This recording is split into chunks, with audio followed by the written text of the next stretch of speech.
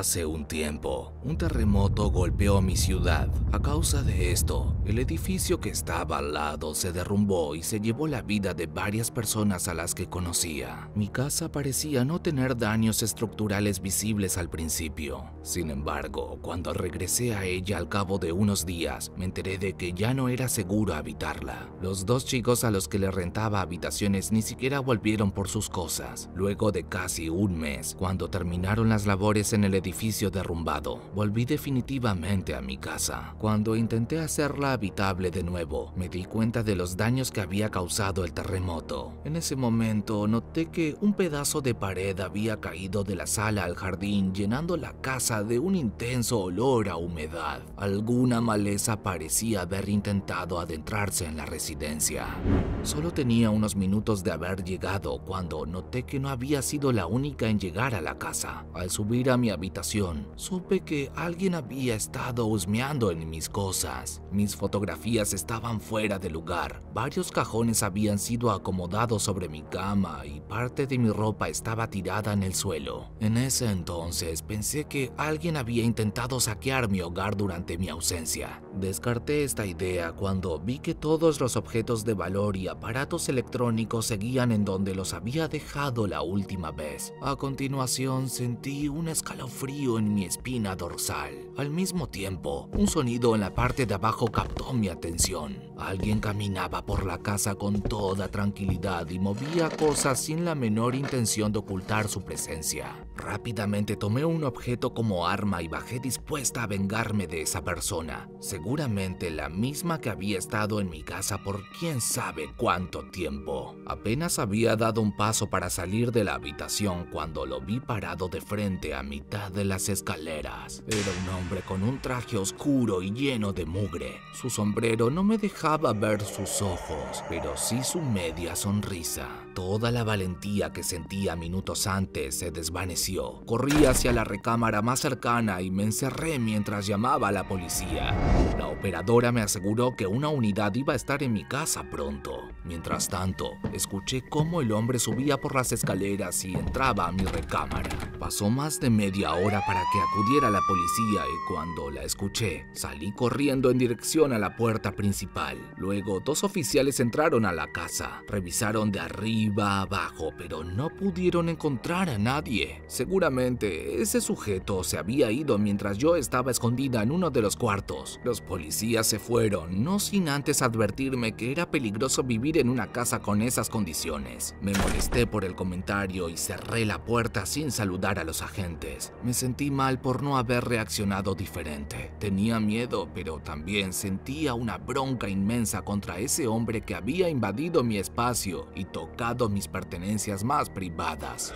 Como pude, pasé la noche y al día siguiente le pedí a un amigo que por favor se quedara conmigo. Le dije que no estaba segura de lo que había pasado y no sabía si el hombre pensaba volver, pero la verdad no me sentía segura estando yo sola. Mi amigo llegó en la noche y me dijo que no había nada de qué preocuparnos. Me mostró entonces algo envuelto en un trapo que llevaba en su mochila. Era un viejo revólver de su padre. Nos quedamos platicando hasta la medianoche. Lo vi quedarse dormido en el sillón y decidí intentar hacer lo mismo. Acomodé un cojín en el piso y subí por un par de cobijas. En ese instante, escuché un sonido en la habitación contigua. Eran los pasos de alguien que estaba hurgando entre mis cosas. Toqué mi bolsillo como reflejo, pero había dejado mi teléfono abajo.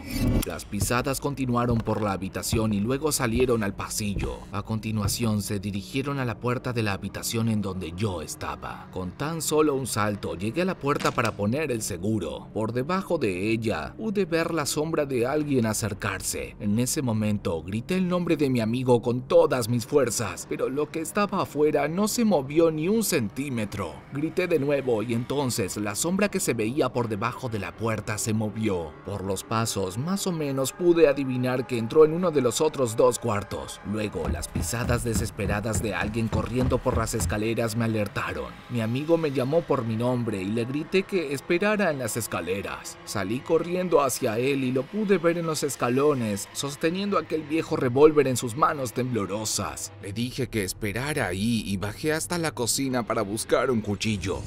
Regresé y mi amigo seguía mirando fijamente hacia el pasillo del segundo piso. Le dije entonces que íbamos a revisar las habitaciones. Dimos unos pasos y cuando nos acercamos lentamente a una de las puertas, escuchamos el sonido de alguien más subiendo por las escaleras detrás de nosotros. Al voltear, vimos de nuevo al hombre del sombrero, el cual estaba parado a unos cuantos pasos de nosotros con la misma sonrisa. Me quedé petrificada.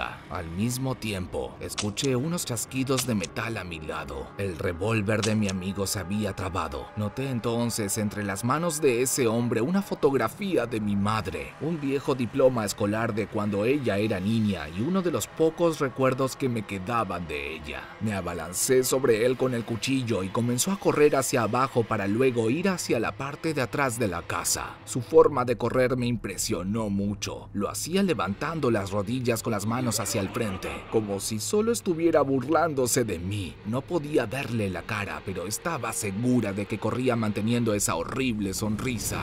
Salió al patio trasero y entró por una gran grieta que se había formado en el muro de atrás. La misma estaba lo suficientemente abierta como para que cupiera una persona. Mi amigo me alcanzó y con la luz de su celular intentamos ver hacia adentro. Lo raro es que la grieta parecía hacerse cada vez más angosta. Era imposible que alguien cupiera por ahí, al menos que hubiera salido hacia la propiedad de atrás de alguna forma. A pesar de la hora, fui corriendo hasta allá. Toqué el timbre hasta que desperté a la familia que habitaba y les aseguré que un ladrón había saltado desde mi casa hacia su patio. Cuando fuimos a revisar, me quedé helada una vez más. No había ninguna grieta de su lado. Era imposible que alguien hubiera salido hacia allá. Regresé a mi casa confundida y mi amigo seguía ahí mirando atento hacia donde se suponía que estaba la grieta.